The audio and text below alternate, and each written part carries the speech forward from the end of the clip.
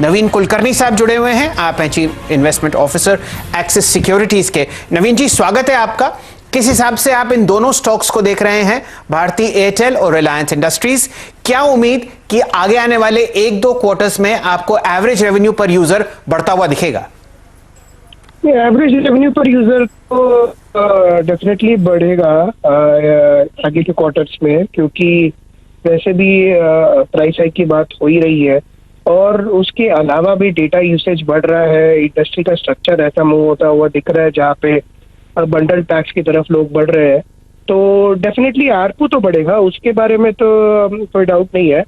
Important चीज यहाँ पे यही है कि वोडाफोन आइडिया, जिनको अभी 10 साल मिले हैं, अभी वो बिजनेस कैसे रिवाइव करते हैं, फंडिंग कैसे लेके आते हैं और पूरी तरह से बिजनेस को कैसे रिलॉन्च करते हैं। आई थिंक यही इम्पोर्टेंट मुद्दा होगा यहाँ से आगे जाते हुए, क्योंकि भारतीय में तो वैसे भी कोई दिक्कत तो थी नहीं, वैसे सिचुएशन मैनेजेबल था।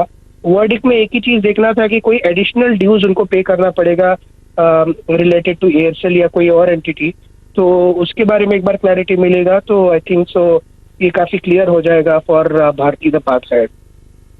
वाडी साहब का राय है कि आपको पोजिशनली एक लॉन्ग कॉल लेना चाहिए। थोड़ी देर में हमारे साथ मनोज गैरोला साहब भी जुड़ेंगे। आप टेलीकॉम एक्सपर्ट हैं, लगभग 25 साल से मैं इन्हें जानता हूं और इस बाजार में बहुत शानदार तरीके से दोनों सेक्टर्स, जो कि रेगुलेटरी स्पेस है और जो टेक्निकल स्पेस है, उसको कवर करते हैं। मनोज जी, स्वागत है आपका CNBC आवाज पर। बड़े दिनों बाद आपसे चर्चा हो रही है दोबारा। बताइए संक्षिप्त में किस तरीके से आप इस जजमेंट को देखते हैं और किस हिसाब से आपको सेक्टर बढ़ता हुआ दिखता है आगे आने वाले 1 साल में? देखिए, ऐसा है, ये जो जजमेंट है जो अभी तक आया है, ये सिर्फ एक ही कंपनी से इसका इम्पैक्ट पड़ता है, वो है वोडाफोन आइडिया। क्योंकि वोडाफोन आइडिया के ऊपर बर्डन बहुत ज्यादा था और ये एक फाइनेंशियल क्रंच इनके ऊपर आज की डेट में है। तो अगर ये जजमेंट तो बहुत अच्छा है, 10 साल के पीरियड में पे करना है और अभी सिर्फ इनको 10% ही देना है, लेकिन आप ये देखिएगा कि वोडाफोन आइडिया के नेटवर्क की हालत बहुत खराब है। ये प्रीडोमिनेंटली 2G और 3G नेटवर्क है। 4G में ये जियो और एयरटेल के सामने कहीं भी कम्पीट नहीं करता है। तो अगर इनको जियो और एयरटेल से compete करना है तो इन्हें इमीडिएटली 25-30 हजार करोड़ रुपए नेटवर्क पे इन्वेस्ट करना होगा, तब ये कहीं उनके सामने जाकर हो पाएंगे। 5,000 करोड़ पर एनम का ये जो बर्डन है, ये एक एडिशनल बर्डन है। अब मेरे को ये नहीं मालूम कि सिक्योरिटी क्या ली है, कोर्ट ने कुछ सिक्योरिटी भी तो बोला होगा।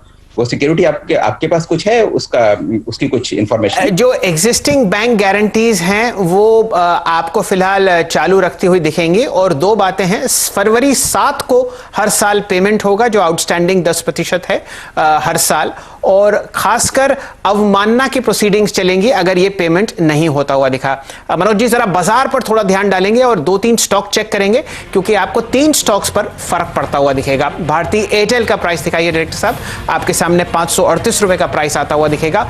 एक से एक ब्लॉक डील्स आपको यहां पर होती हुई दिख रही हैं। ये स्टॉक कुछ समय पहले आपको अपने 200 DMA के आसपास मिलता हुआ दिख रहा था, फिलहाल